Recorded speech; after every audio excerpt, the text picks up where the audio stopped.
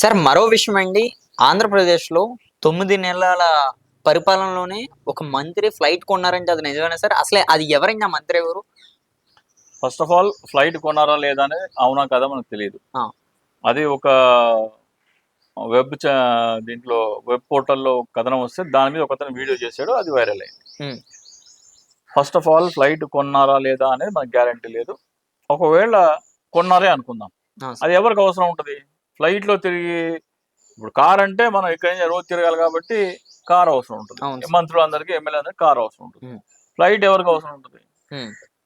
చాలా పెద్ద కుటుంబానికి ఫ్లైట్ అంటే రోజు ఫ్లైట్‌లో తిరగాల్సిన అవసరం ఎవరికుందా అనేది మనం చూస్తే ఆ మరి ఆంధ్రప్రదేశ్‌లో. ఆంధ్రప్రదేశ్ అంటే వైజాగ్ నుంచి విజయవాడ వెళ్ళాలా? లేకపోతే వైజాగ్ నుంచి హైదరాబాద్ రావాలి. హైదరాబాద్ రావాలా? లేకపోతే విజయవాడ నుంచి హైదరాబాద్ వెళ్ళాలి. అటువంటి ఎవరు వెళ్తున్నారు? ఎవరు ప్రయాణాలు ఎక్కువ ఉన్నాయో చూడాలి మనం. హ్మ్. అటువంటి ప్రయాణాలు ఎక్కువ ఎవరు చేస్తున్నారు? ఏ మంత్రి చేస్తున్నారని చూడాలి. హ్మ్. ఎవరు సార్ అది? అదే సార్ ఇప్పుడు డౌట్ అంతా ఇప్పుడు ఆంధ్రప్రదేశ్ ప్రజలందరికి కూడా డౌట్ అదే అండి. 9 నెలల్లో ఫ్లైట్ కొనడం అనేది చిన్న విషయం కాదు సార్. ఇప్పుడు జగన్మోహన్ రెడ్డి వాళ్ళ నాన్నగారు 4 సంవత్సరాలు ముఖ్యమంత్రి చేస్తే 700 కోట్లకి రిటర్న్ వేశారని పెద్ద ఓ గగ్గోలు పెట్టేశారు. అవునండి.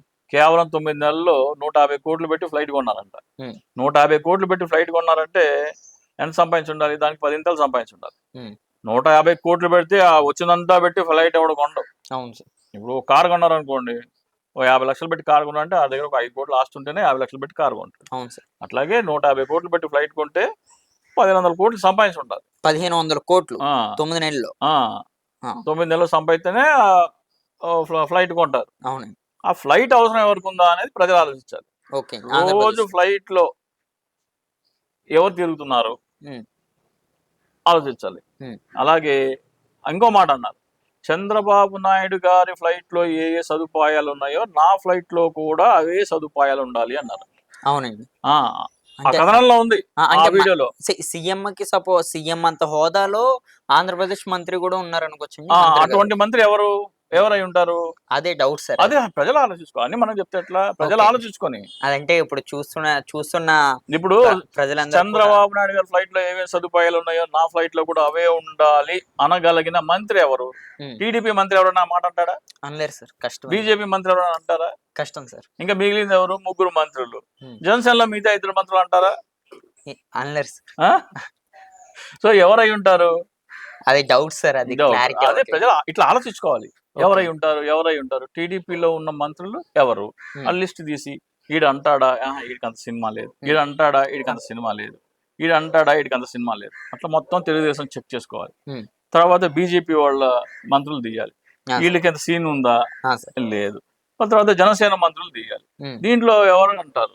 అలాగే చంద్రబాబు నాయుడు ఫ్లైట్‌లో ఏ ఏ సదుపాయాలున్నాయో నా ఫ్లైట్‌లో కూడా అన్నీ ఉండాల్సిందే హ్మ్. అన్నారంటే, ఆ మాట అనగలిగిన వ్యక్తి ఎవరు? అంత ధైర్యం ఉన్న వ్యక్తి ఎవరు? హ్మ్. ఇవన్నీ పోల్చుకుంటే ప్రజలకు అర్థమవుతది. ఓకే అండి. ఆ! అంటే ఇది మీరు అంటే మీ దృష్టి నుంచి ప్రజలకైతే అందిస్తున్నారండి అయితే ఈ క్వెషన్ అయితే. ఈ క్వెషన్ ఇలా ఆలోచించాలి. ప్రజలనేది ఇట్లా ఆలోచించాలి. ప్రతి పౌరుడు చైతన్యవంతంగా ఆలోచించి వాస్తవాలేంటి? అసలు రోజు ఫ్లైట్‌లో తిరగాల్సిన అవసరం ఎవరికుంది? అంటే నాకు తెలుసండి ఆంధ్రప్రదేశ్ అంతా చూడాలి కదా సార్! ఈ చివరి నుంచి ఆ చివరి వరకు. చూడాలి గదా! ఆంధ్రప్రదేశ్ ఈ చివరి నుంచి ఆ చివరి చూడాలా? లేపోతే విజయవాడ నుంచి హైదరాబాద్ రోజు పగలెళ్ళి రాత్రి రావాలా? ఈ ఎవరు వాడుతున్నారు? ఎవరు ఫ్లైట్‌లో తిరుగుతున్నారు ఎక్కువ? ఏ ఓకే. మంత్రులున్నారు గాబట్టి 25 మందే. అవును. 25 మందిలో ఎవరెక్కువ తిరుగుతున్నారు?